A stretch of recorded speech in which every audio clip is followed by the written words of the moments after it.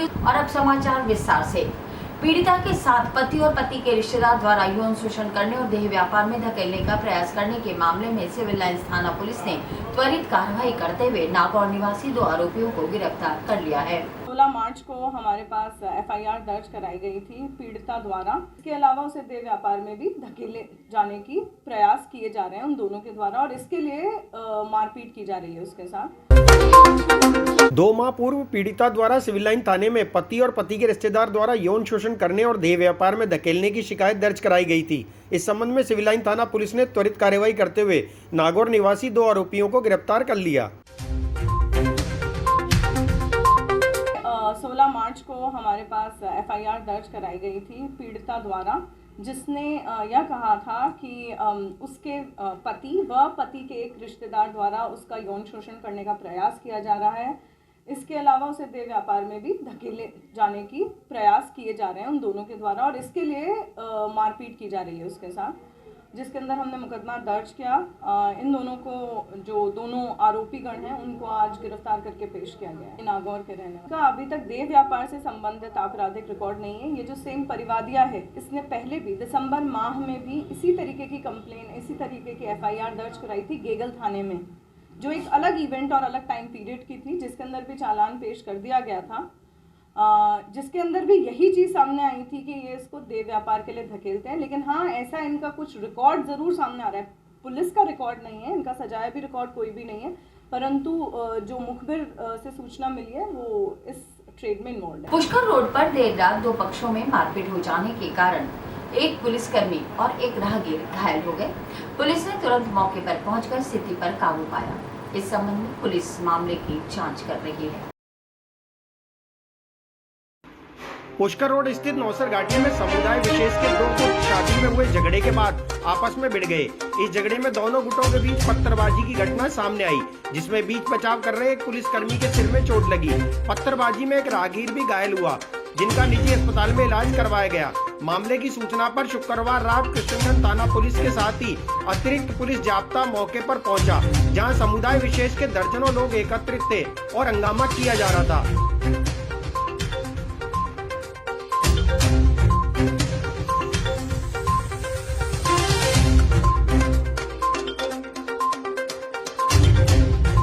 घटनाक्रम हुआ? देखिए, पुलिस को सूचना मिली थी कि नौसर घाटी के पास 30-40 लड़के खड़े हुए हैं। इस पर पुलिस मौके पे पहुंची थी और मौके पे पहुंच करके 3-4 एक ही समुदाय के जो लड़के थे उनको हमने राउंड अप किया है और उनसे पूछताछ जारी है। 2 कल रातीडांग और नौसर के लड़के कहीं शादी में गए हुए थे। उन दोनों के बीच में शादी में ही कहीं छोटी मोटी बात को लेकर के झगड़ा हो गया था। उस बात को लेकर के आज यहाँ पर नौसर पर भी झगड़ा हो गया था। दोनों एक ही समुदाय के। कोई पुलिसकर्मी की चोट आई है? हाँ, वो एक पुलिसकर्मी के उनको पकड़ने को लेकर के सिर के ऊपर लगी है, आँख की भौं के ऊपर लगी है। क्या उसका इलाज जारी है। राजू राम है उसका। अच्छा, कितने लोगों को डिटेन किया? नसीराबाद कस्बे में वाहन की टक्कर लगने पर 2 परिवार के बीच झगड़ा हो गया। पुलिस ने तुरंत सतर्कता बरतते हुए उत्पन्न हुए विवाद पर काबू पा लिया। मौके पर हालत का जायजा लेने जिला कलेक्टर और पुलिस अधीक्षक भी पहुंचे। बाइक की टक्कर लगने की मामूली बात को लेकर 2 परिवार आमने सामने हो गए, जिसे पुलिस और प्रशासन की सतर्कता से तुरंत काबू कर लिया गया। प्राप्त जानकारी के अनुसार एक युवक बाइक पर बाजार जा रहा था, तभी एक युवक ने टक्कर लग गई, जिससे दोनों युवक आपस में झगड़ने लगे। उनके परिजनों को जानकारी मिली तो उनके परिजन भी आपस में झगड़ने लगे। इस झगड़े को देखकर अन्य व्यक्ति एकत्रित होकर दंगा फसाद करते। इससे पूर्वी सिटी और सदर थाना पुलिस अधिकारी अपने अधीनस्थ पुलिस कर्मियों को साथ लेकर मौके पर पहुंच गए और भीड़ को तितर-बितर कर दिया।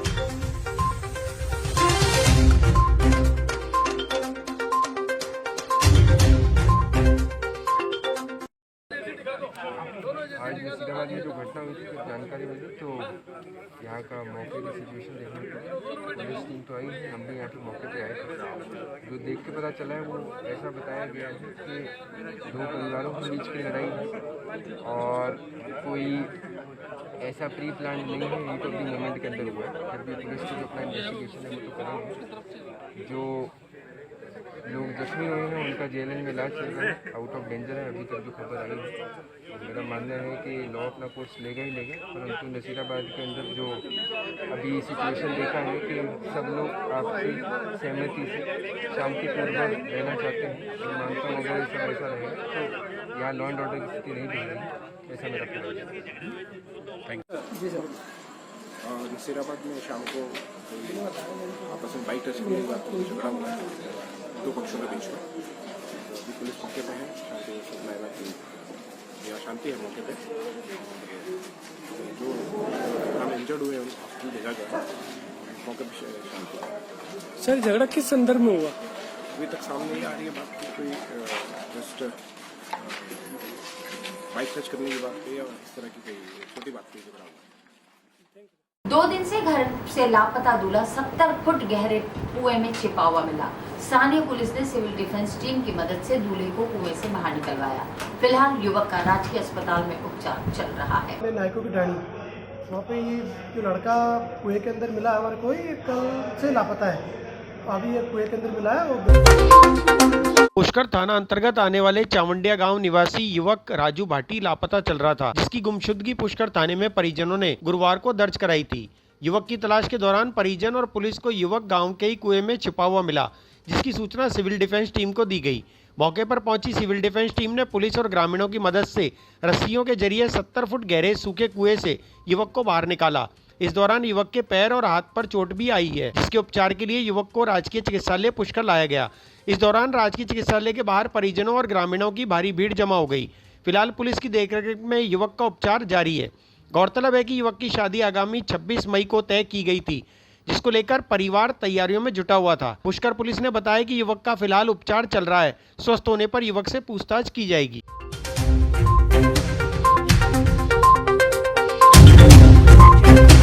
सीआई साहब की तरफ से सूचना मिली थी सिविल डिफेंस टीम को, हमारे जो वॉलंटियर है मुकेश जी अजमेरा, तो हम वहाँ चावंडिया ग्राम है, चावंडिया ग्राम में नायकों की ढाणी वहाँ पे ये जो लड़का कुएं के अंदर मिला हमारे को, ये कल से लापता है। अभी ये कुएं के अंदर मिला है। वो ग्रामीणों की सहायता से अभी उसको निकाल के पुलिस के साथ में भी यहाँ हॉस्पिटल लेके आए। निकालने में करीब आधा घंटे की मशक्कत हुई है और ग्रामीणों की सहायता से इसको सुरक्षित निकाल के अभी निकाल के लाए। भारत रक्षा युवा संघर्ष समिति द्वारा कल भारत बंद रखने का आह्वान किया गया है। इस संबंध में प्रशासन को अवगत कराने के लिए संघर्ष समिति के सदस्य जिला कलेक्ट्रेट पहुंचे। 4 साल से पूरे हिंदुस्तान का युवा बहुत ज़्यादा प्रताड़ित है। सेना भर्तियां नहीं आ रही है। पिछले 1.5 साल से जो आर्मी की भर्ती हुई उसके पेपर नहीं हो रहे हैं। एयरफोर्स के शेड्यूल जो चल रहा है उसके अंदर भी भर्तियां नहीं आ रही है, एग्जाम नहीं करवाए जा रहे हैं, नेवी के नहीं हो रहे हैं। भारत रक्षा युवा संघर्ष समिति द्वारा कल भारत बंद रखने की घोषणा की गई है। इस संबंध में प्रशासन को बंद की घोषणा से अवगत कराने के लिए संघर्ष समिति के सदस्य जिला कलेक्ट्रेट पहुंचे। समिति के सदस्यों ने बताया कि सेना भर्ती, युवाओं की समस्या और अन्य मुद्दों को लेकर बंद का आह्वान किया गया है।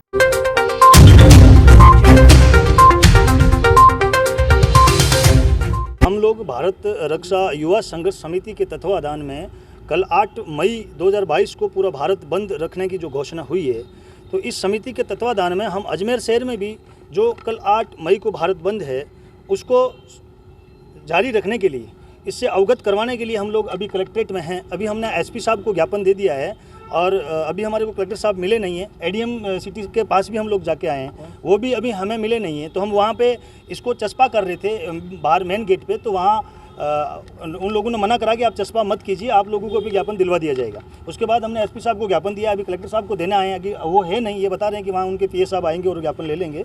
तो इस सिलसिले में हम लोग अभी आए हैं। सर मांगे तो आप सब इस चीज़ से आपको पता है, आप सबके संज्ञान में हैं। पिछले 4 साल से पूरे हिंदुस्तान का युवा बहुत ज़्यादा प्रताड़ित है। सेना भर्तियां नहीं आ रही है। पिछले 1.5 साल से जो आर्मी की भर्ती हुई उसके पेपर नहीं हो रहे हैं। एयरफोर्स के शेड्यूल जो चल रहा है उसके अंदर भी भर्तियां नहीं आ रही है, एग्ज़ाम नहीं करवाए जा रहे हैं, नेवी के नहीं हो रहे हैं। और आपको पता हो सर, इसी सिलसिले में अभी कुछ दिन पहले हरियाणा के अंदर भिवाड़ी पास में एक पल्लू गाँव है, जहाँ से पवन नाम का लड़का जो आत्महत्या कर लेता है अपने मैदान के ग्राउंड में ये लिख करके कि बापू मैं इस जन्म में फौजी नहीं बन पाया, अगले जन्म में बनने की कोशिश करूंगा।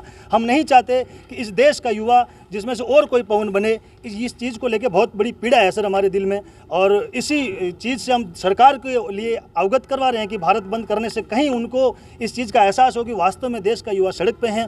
पहले आपने देखा सर किसान लोगों की क्या हालत थी, आज वही हम युवाओं की हालत है। और बहुत ज़्यादा पीड़ित हैं सर। रैली बढ़ती सर जो इसका हमारा जो कल मिशन बंद का है उसमें हम लोग पुलिस लाइन चौराहे से लेके वहाँ शास्त्री नगर चुंगी पहुँचेंगे और वहाँ के बाद बजरंगगढ़ होते हुए आगरा गेट से पहुँचेंगे और आगरा गेट से कचरी रोड होते हुए कलेक्ट्रेट पर लाके यहाँ पे हम कल खत्म करेंगे। नहीं, ज़बरदस्ती का नहीं है, हम लोग सबसे रिक्वेस्ट करेंगे क्योंकि सर वो सब भी तो हम ही हमारे भाई लोग ही, हम सब लोग किसान गरीब मजदूर किसानों के बेटे हैं सर, और वो लोग भी उनके लिए कमा रहे हैं। किसी के पास इस समय रोजगार है नहीं, बड़े दुखी पूरे देश की जनता है। तो हम लोग बिल्कुल शांतिप्रिय ढंग से उनसे रिक्वेस्ट करेंगे कि आप लोग हमारा सहयोग करें, हमारे समर्थन में हो, और जो लोग नहीं करेंगे सर उनको केवल हम समझा सकते हैं। अभी हमारा ऐसा कोई इंटेंशन नहीं है कि हम लोग उनके साथ ज़बरदस्ती करें या उनके साथ कुछ ज्यादती करें। सर अपील तो मैं तो यही करूँगा पूरे देश के युवाओं से और जो पुलिस प्रशासन है उनसे, प्रशासनिक अधिकारियों से, और विशेष रूप से मेरे मीडिया बंधु से कि आप लोग हमारा सहयोग बना के रखें।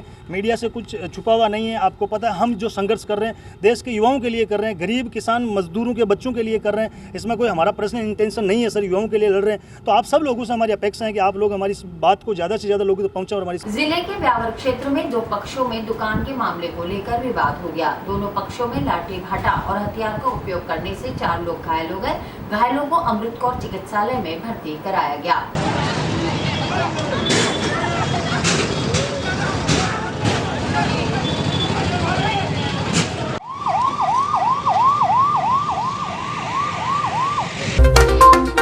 अजमेर जिले के ब्यावर क्षेत्र में एक ही समुदाय के 2 पक्षों में दुकान को लेकर लाठी बाटा सहित धारदार हथियार से हमले में 4 लोग घायल हो गए। हादसे का घटनाक्रम क्षेत्रवासियों ने वीडियो में कैद कर लिया। घायलों को इलाज के लिए ब्यावर के अमृत कौर चिकित्सालय में भर्ती कराया गया है।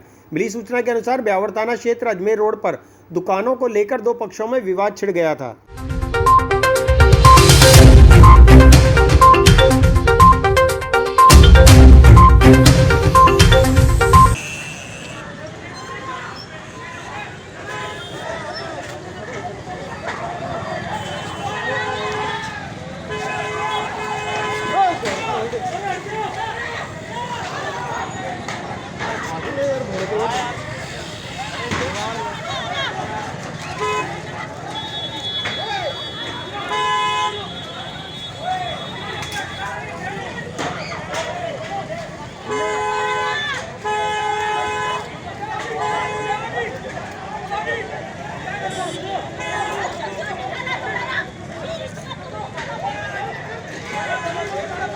अजमेर रेलवे स्टेशन पर जीआरपी के नवनिर्मित स्वागत कक्ष का लोकार्पण उत्तर विधायक वासुदेव देवनानी द्वारा किया गया। इस अवसर पर जीआरपी पुलिस के अधिकारी उपस्थित रहे। जीआरपी अजमेर के रेलवे स्टेशन पर नवनिर्मित स्वागत कक्ष का आज लोकार्पण समारोह है। जीआरपी रेलवे स्टेशन पर नवनिर्मित स्वागत कक्ष का लोकार्पण उत्तर विधायक वासुदेव देवनानी द्वारा किया गया। स्वागत कक्ष के निर्माण के लिए उत्तर विधायक द्वारा विधायक कोष से 11 लाख रुपए की राशि प्रदान की गई थी। इस अवसर पर जीआरपी पुलिस के अधिकारी उपस्थित रहे।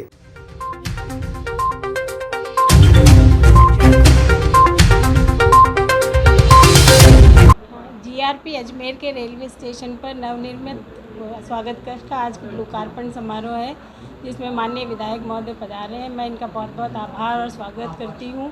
साथ ही इनका और धन्यवाद ज्ञापित करती हूँ कि इन्होंने स्वागत कक्ष के निर्माण के लिए पहल करते हुए 11 लाख रुपए हमारे अनुरोध पर स्वीकार किए, और उसके बाद रेलवे ने हमें ज़मीन दी और एनओसी ली हमने, और ये स्वागत कक्ष बनवाया।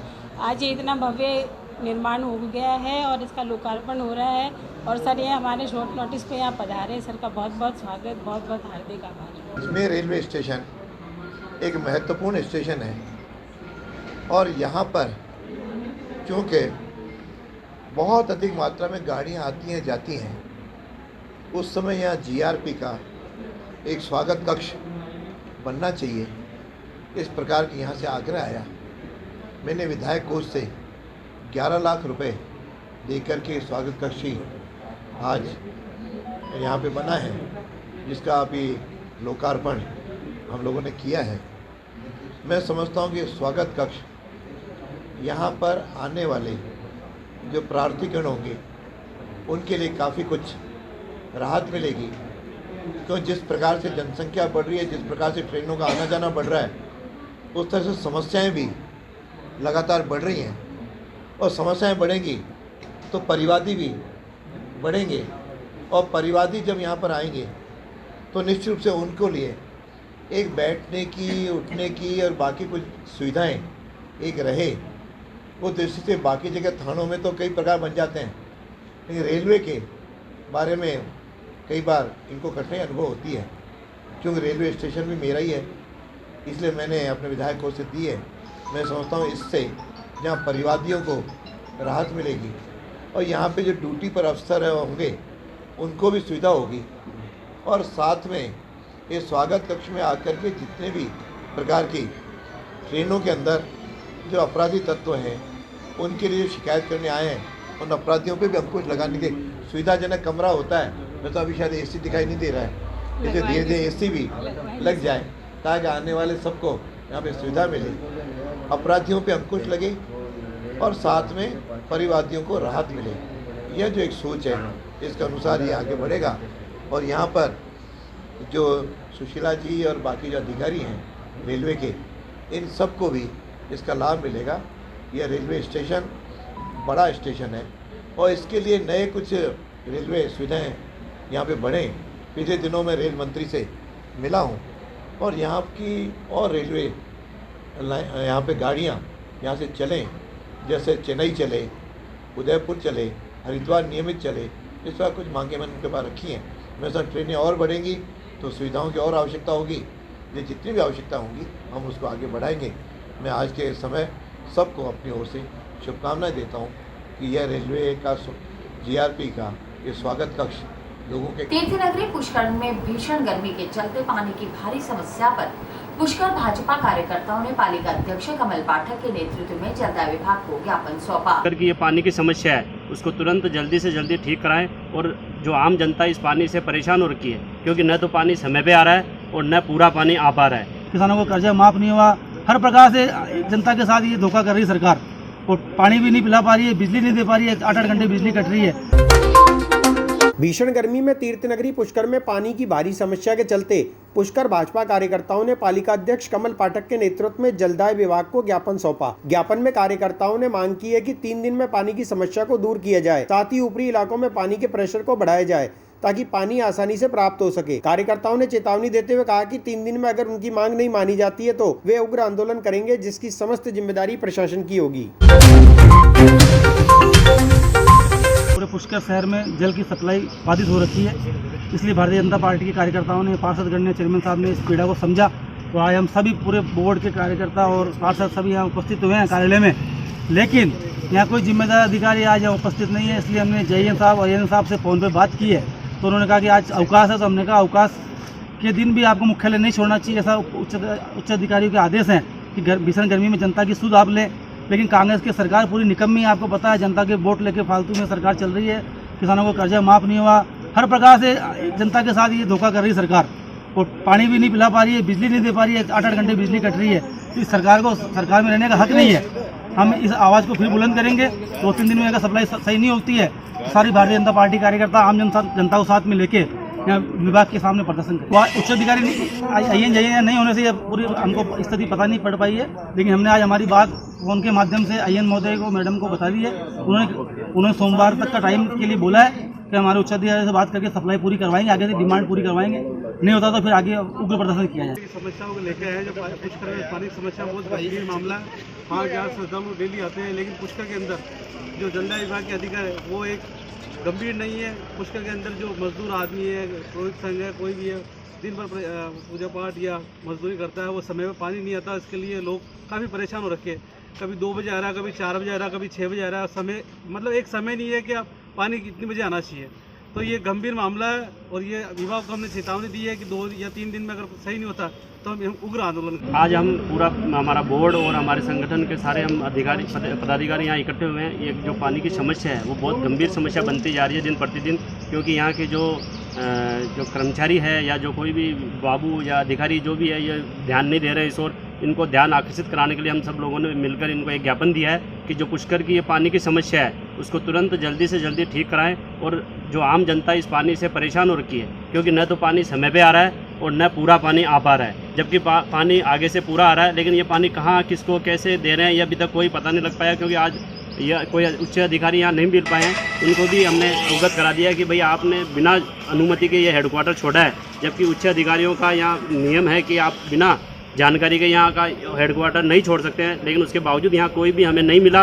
लेकिन फ़ोन के माध्यम ने हमारी समस्या उनको अवगत करा दी है और 2 दिन का हमको उनको समय दिया है कि इस पानी की व्यवस्था को ठीक कराएं, अन्यथा हम उग्र आंदोलन करेंगे और पुष्कर की जनता और हम जनप्रतिनिधि सब मिलकर इस समस्या का पुरजोर विरोध करेंगे और इस समस्या। और इसी के साथ ये समाचार बुलेटिन समाप्त होते हैं। मुझे दीजिए इजाजत, देखते रहें स्वागत।